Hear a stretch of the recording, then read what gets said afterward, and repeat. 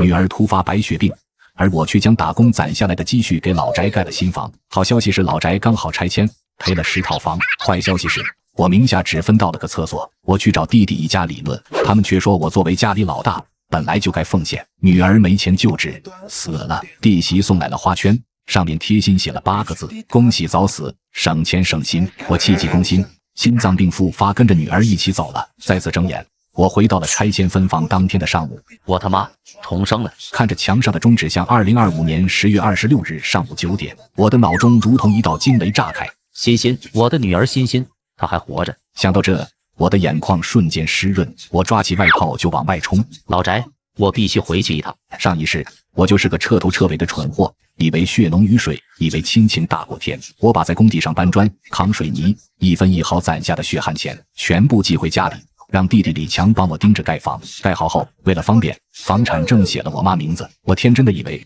这只是个形式，没人会否认这房子是我出钱盖的。结果他们真他妈的就不认了。但这一次我不会再给他们机会，我手里有证据。当年盖房时，我留了个心眼，所有汇款凭证跟施工队签的合同、材料购买收据，我都保留了原件。我把它们放在一个铁盒子里，藏在老宅我卧室的床板夹层里，谁也找不到。那是我的命，是欣欣的命。上一世的懦弱和退让，换来的是我和女儿的双重死亡。这一世，我李重九要让所有欠了我们父女的人血债血偿。老宅门口，李强和柳如烟正拿着钥匙开门，看见我，柳如烟先挂上假笑：哎呦，大哥怎么回来了？不是在外面挣大钱吗？今天拆迁分房，我回来看看。李强听到我是因为拆迁分房回来，满脸的不耐烦：看什么看？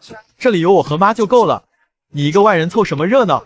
外人？我用血汗钱盖的房子，如今我倒成了外人。我压下怒火：我进去拿点东西。拿东西？柳如烟声调拔高，警惕起来：家里哪有你的东西？你那些破烂早就扔了。我懒得废话，径直走向主卧。李强一把拦住我，梗着脖子：你想干什么？那是妈的房间。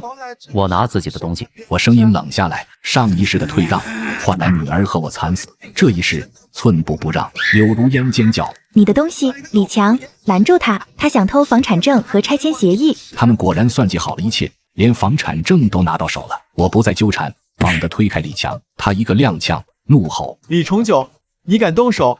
我冲进主卧，掀开床垫，撬开床板，抱出那个生了锈的铁盒子，转身就走。他们不知里面是何物，但见我如此看重，柳如烟便疯了般扑来抢夺。把盒子留下，你这个小偷！我侧身护住铁盒，怒喝：滚开！柳如烟被我的气势吓退一步，李强却抄起墙角的扫帚朝我头上砸来。我打死你个白眼狼！我早有防备，抬臂格挡，扫帚杆砸在胳膊上，一阵剧痛。我咬牙一脚踹在李强肚子上，他顿时痛得弯下腰。刚在外面炫耀完拆迁房的妈冲了进来，见我踹了他的宝贝儿子，立刻对我又打又骂：李重九，你这个畜生，要打死你弟弟吗？你怎么不跟你那个病老鬼女儿一起去死？亲妈！欣欣走时，他只在电话里先晦气。我看着他，眼神冰冷：让开！我不让！你今天敢拿这破盒子出门，我就一头撞死在你面前！他说着就要往墙上撞，被李强赶紧抱住。妈，别为这种人生气！柳如烟在一旁煽风：就是啊妈，大哥铁了心要抢房子，连亲人都不认了。我看着这一家3口抱着铁盒一步步向外走。李重九，你给我站住！身后是我妈的嘶吼：你要是敢走，就再也不是我陈家的子孙。我没有回头，从今天起，我李重九再没有妈了。冲出那个所谓的家，我直奔最近的一家私人信贷公司。银行流程太慢，动辄10天半个月，欣欣的病等不及。先生您好，请问办什么业务？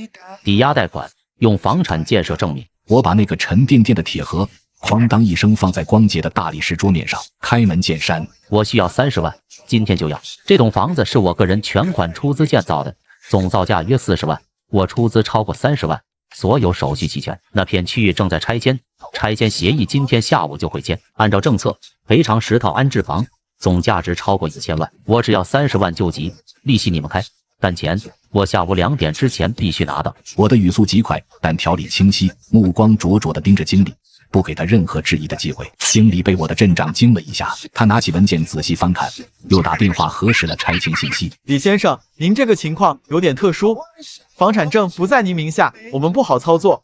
房产证在我妈名下，但出资人是我，这里有全部证据，我可以签补充协议，如果我还不上钱，你们可以凭这些证据向法院起诉，拿走属于我的那部分拆迁款。这笔买卖你们稳赚不赔。经理沉思了很久，利息会很高，年化可能要到24%。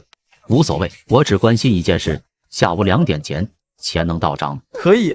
等待的几个小时，我如坐针毡，脑子里全是上一世女儿虚弱的笑。爸爸，我是不是给你丢人了？没事的，欣欣不治了，给弟弟省钱买房。欣欣，我的欣欣，爸爸对不起你，但这一次爸爸不会再让你受任何委屈了。下午1点半，手机震动了一下，到账短信30万元，我立刻站起来，谢谢。冲出信贷公司，我直奔医院。交费窗口，我把银行卡递过去。你好，给李欣欣交费20万。收费员操作着电脑，已经交上了，李先生，您女儿的手术安排在明天上午，请做好准备。我点点头，冲向欣欣的病房，推开门，她正躺在床上，看着窗外发呆，脸色苍白的像一张纸。欣欣，她转过头，看到我，眼睛亮了一下。爸，我走到床边，握住她冰冷的小手。欣欣，钱凑到了，我们明天就做手术，手术做完，欣欣就再也不会难受了。她的眼眶红了，她知道我没钱，她怕我为了她去做什么傻事。爸爸，钱是哪来的？你是不是？别管钱是哪来的，我摸摸她的头，你只要记住，爸爸会一直在你身边，就算天塌下来，爸爸也会给你扛着。她抓着我的手，虚弱的笑了。这次的笑不再是上一世的绝望，是希望。安顿好女儿，确认了明天的手术安排后，我离开医院，我赶到拆迁办事处，时间刚刚好。我到的时候，我妈、李强、柳如烟正围着办事处的工作人员，笑得合不拢嘴。桌上赫然摆着那份红头文件的拆迁协议。工作人员看到我，愣了一下。这位是？柳如烟立刻抢着说：“他是我大哥李重九，常年在外面打工，刚回来。大哥，你来的正好，就差你签字了，快签了吧。签完我们晚上回家好好庆祝一下。”他把一份文件推到我面前，拆迁户内财产分割协议，甲方李重九，分割财产，公共厕所1间。我看着那刺眼的厕所2字，内心毫无波澜。我没看协议，而是看着工作人员。你好，我想咨询一下这处房产的拆迁补偿一共是几套房？工作人员有些为难地看了看我妈他们。这个按照政策是一共10套安置房。10套？这么多？我故作惊讶。柳如烟一看情况不对，急了，连忙插话打断我：“大哥，房子多少套跟你有关系吗？你一个常年不回家的人，有什么资格问？”他提高了嗓门，仿佛在宣布一个真理。咱妈说了，你作为家里老大，本来就该多奉献，能给你留个厕所蹲就不错了。你还想上天？李强也冷笑起来：“你在外面当你的打工狗，家里的事轮得到你插嘴？妈拉屎撒尿的时候你在哪儿？你就是个畜生！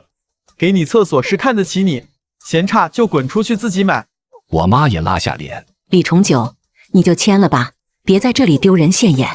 你弟弟马上就要有孩子了，不多留几套房怎么行？”我看着他们3个人丑恶的嘴脸，慢慢的笑了。好，我拿起笔，他们都松了一口气，以为我妥协了。柳如烟嘴角勾起一抹得意的笑，我却没有在协议上签字，而是划掉了公共厕所1间，在旁边写上本人李重九自愿放弃所有拆迁补偿房产。所有人都愣住了。大哥，你这是什么意思？柳如烟最先反应过来，结结巴巴地问：“意思就是10套房子，我1套都不要。”李强也懵了：“你没病吧？1套都不要？”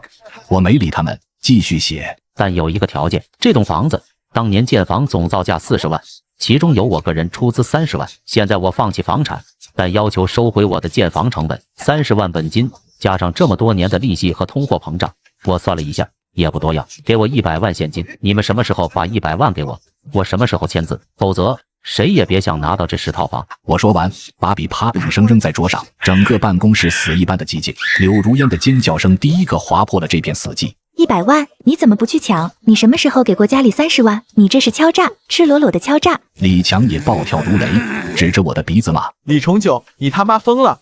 你有什么证据说你花了30万？你那些年寄回家的钱，那是你孝敬咱妈的，是生活费。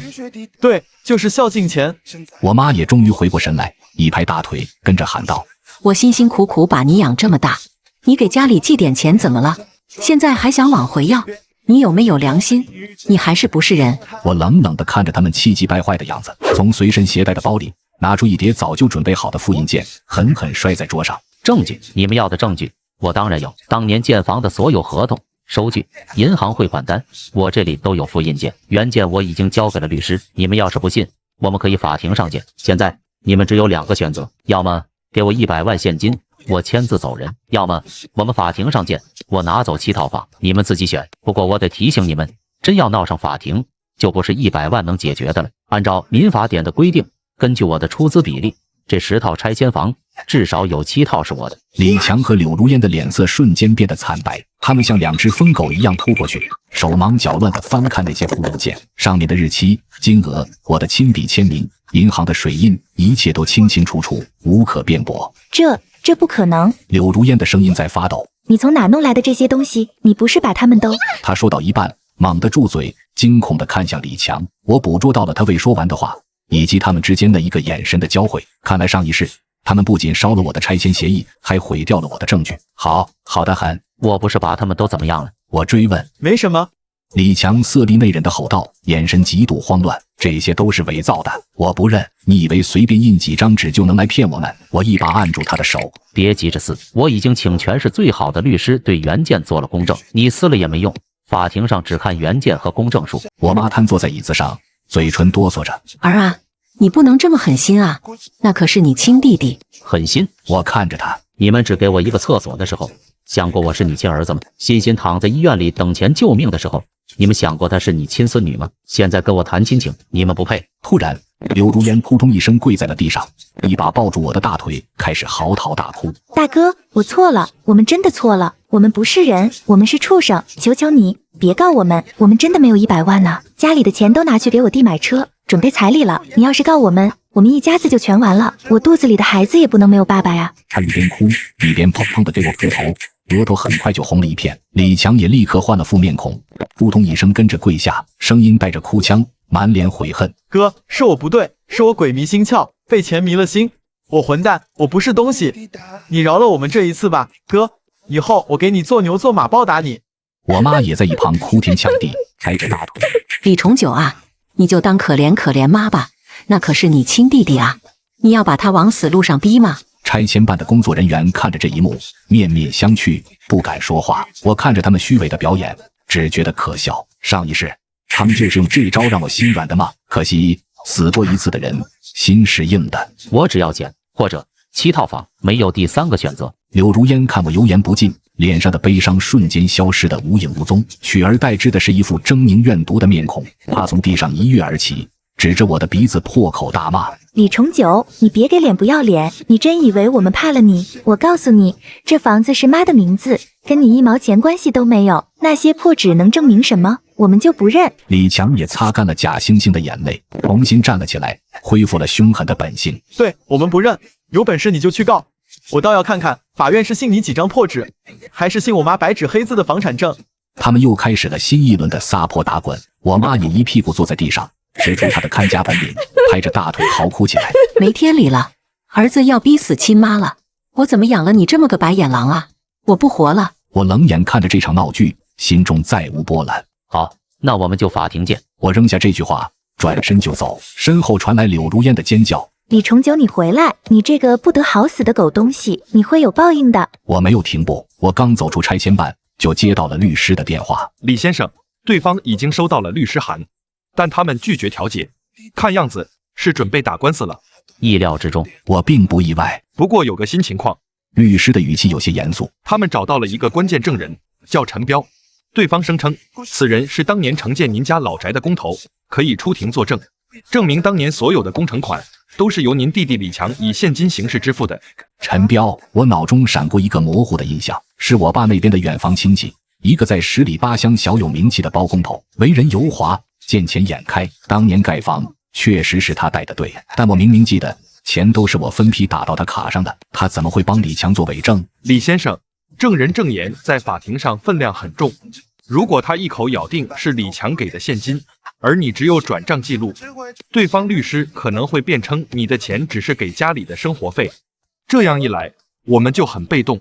我的心沉了下去，我低估了他们的无耻程度，为了房子，他们连伪证都敢做。我知道了，李律师，辛苦你了。我挂断电话，眼神一点点变冷。李强、柳如烟、陈彪，你们很好，既然你们想玩，那我就陪你们玩到底。女儿的手术非常成功，医生说只要后续治疗跟上，康复的希望很大。我守在欣欣的病床前，看着她沉睡的脸，感觉整个崩塌的世界正在一片片的被重新拼凑起来。这几天，李强和柳如烟没有再来骚扰我，想必是把所有的宝都压在了那个伪证陈彪身上。开庭前一天，我回了一趟老家村里，我在村口的小卖部见到了几个当年一起盖房的老师傅，我给他们递上烟，聊起家常。几位叔，最近身体还好吗？是小刚啊，一个姓李的师傅认出我，你可是好些年没回来了，在外面发大财了吧？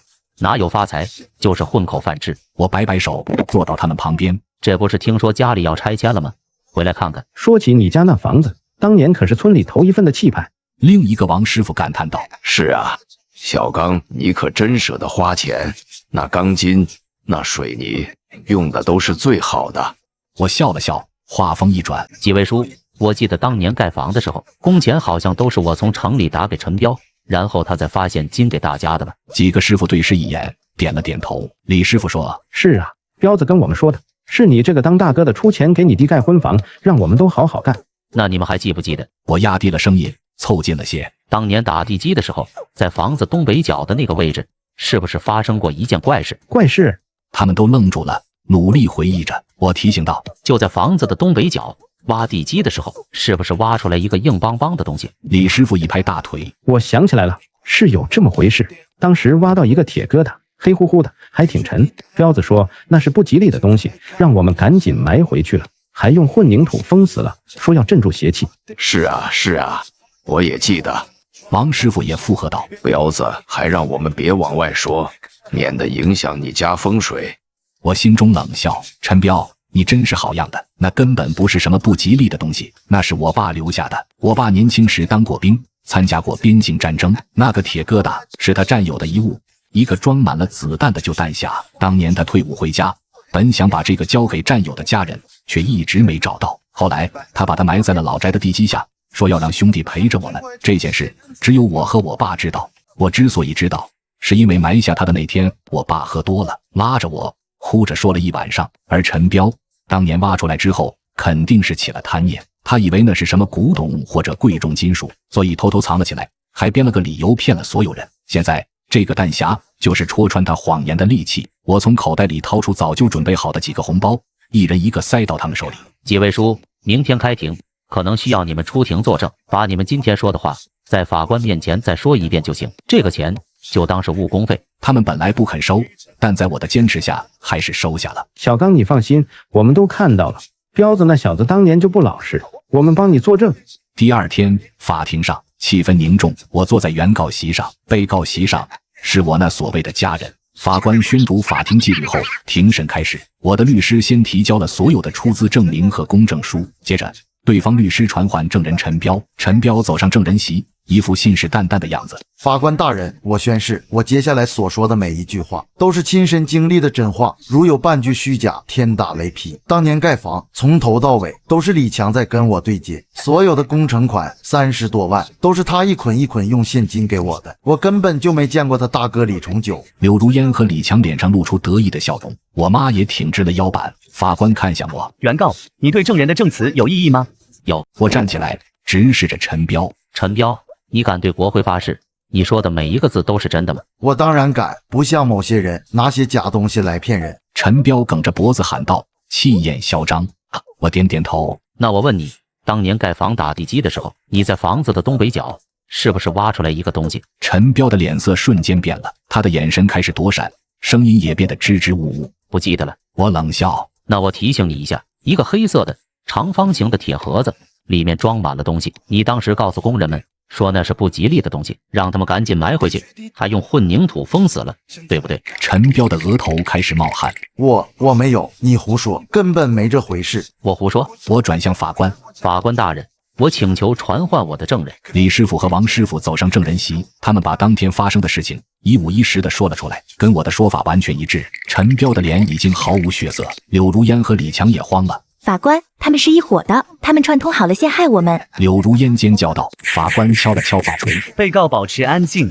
我继续对陈彪说，陈彪，你撒谎了！你当时并不是把那个东西埋了回去，你是把它偷偷拿走了，因为你以为那是什么值钱的宝贝。我说的对不对？你血口喷人！陈彪大吼，但声音明显底气不足。我不再理他，转身对法官说：“法官大人，那个所谓的不吉利的东西，其实是我父亲的遗物。那是一个弹匣，里面装满了真的子弹，是我父亲占有的遗物，被他埋在了地基下。而陈彪挖出它之后，私自藏匿了起来，私藏枪支弹药。”这是什么罪名？我想陈彪比我更清楚。此话一出，全场哗然。陈彪的腿一软，直接从证人席上滑了下来。不是我没有。我步步紧逼。那好办，你现在住的房子，床底下第3块砖，掀开看看，看看那里有没有一个用红布包着的铁盒子。这句话是诈他的，我根本不知道他把东西藏在哪，但我赌他做贼心虚。果然，陈彪听到这句话，彻底崩溃了，他瘫在地上。涕泗横流。我全都说，是李强和柳如烟找的我，他们给了我10万块钱，让我作伪证。他们说事成之后再给我一套房。那个弹匣确实在我家，我一时鬼迷心窍，我错了，法官大人，我错了。真相大白，李强和柳如烟的脸比4人还难看，我妈直接晕了过去。法庭乱作一团，我看着这一切，心中没有一丝波澜。这是你们自找的。最终的判决下来了。法院裁定，作为主要出资人，我获得10套拆迁房中的7套，我妈因为是土地所有者，获得3套，李强和柳如烟一无所有。但这还没完，陈彪因私藏弹药合作伪证，被判入狱3年。李强和柳如烟因商业欺诈和妨碍司法公正，也被提起了公诉，等待他们的将是牢狱之灾。我妈因为刺激过度，中了风，瘫在床上，话也说不清楚。柳如烟在法庭上就疯了，指着我妈的鼻子破口大骂：“都是你这个老不死的，都怪你！说什么你大儿子是个废物，好拿捏。现在好了，房子没了，男人也没了，我肚子里的孩子怎么办？”她捶打着自己的肚子，我这才知道她居然真的怀孕了。但现在一切都晚了。李强被带走的时候，恶狠狠地瞪着我：“李重九，你不得好死！”我看着他，平静地说：“上一世我已经死过1次了，是你，是柳如烟，是我妈，亲手杀死了我，还有我的欣欣。现在轮到你们了。”李强愣住了，他不懂我的话，但他眼中的恨意慢慢变成了恐惧。我拿着胜诉的判决书走出了法院。阳光正好，我给女儿的账户里赚了一大笔钱，足够她后续所有的治疗和康复费用。我卖掉了6套房，只留了1套最大的，装修成了欣欣喜欢的样子。卖房的钱到账后，我拿出大部分，以女儿李欣欣的名义成立了一个小小的慈善基金会，专门用来资助那些和欣欣一样患了白血病却因家境贫寒而无力治疗的孩子。这期间，我去看过我妈1次，她躺在廉价的养老院里，身上散发着难闻的气味。看到我，她浑浊的眼睛里流出眼泪，嘴里发出啊啊的声音，想说什么却说不出来。她指了指床头的水杯，似乎是想喝水。我拿起水杯，在她眼前把水倒在了地上。她绝望地看着我，我没有说话，转身离开。从今往后，我们之间母子情分恩断义绝。至于柳如烟，我后来听说她在生下孩子后不久，就把嗷嗷待哺的婴儿扔给了她自己同样瘫痪在床的父母，一个人跑了。有人说她去了南方，在某个电子厂的流水线上打工，像她曾经嘲笑我的那样，成了一个真正的打工狗。而李强在监狱里因为脾气暴躁，跟人打架，被加了刑。他曾经骂我妈拉屎撒尿的时候你在哪儿？现在他妈拉屎撒尿他回不来，他自己的孩子拉屎撒尿他也不知道在哪儿。真是天道轮回，报应不爽。葬礼上的那个花圈，那8个字我永远不会忘。我费了些周折，查到了柳如烟打工的具体工厂地址和他们村委会的电话。我没有寄花圈，那太低级。我以他的名义向我们村里的老人协会捐了5000块钱，然后在村里的公告栏上贴了一张大红的感谢信，上面用最大的字号写着：热烈感谢从本村走出的优秀女青年，离家打工的好媳妇柳如烟女士，心地善良，致富不忘乡邻，慷慨解囊，为我村老年人活动中心捐款5000元。底下还附上了他上一世送给欣欣的那8个字：恭喜早死，省钱省心。我想从此以后，无论他走到哪里，是回老家还是留在工厂，都会成为别人在背后指指点点的对象。他的名字将永远和狠毒、诅咒、不孝这些词汇捆绑在一起。这种诛心式的社会性死亡，比直接杀了他要让他痛苦100倍。1年后，欣欣的头发长出来了，扎着2个可爱的小辫子。我们在公园里放风筝，他笑着，闹着在草地上奔跑。我坐在长椅上看着他，手机响了，是基金会的工作人员。李先生，我们今天又成功帮助了一个孩子，完成了骨髓移植手术，谢谢您，李先生。我看着远处女儿的身影，轻声说：“不用谢，应该的。”挂掉电话，欣欣一下子扑进我怀里，仰着红扑扑的小脸，兴奋地指着天上：“爸爸，你看，风筝飞得好高啊！”我抱住他，抬头看向天空，蓝天白云，风筝飞得又高又远。我的天，没有他，我把他重新撑了起来。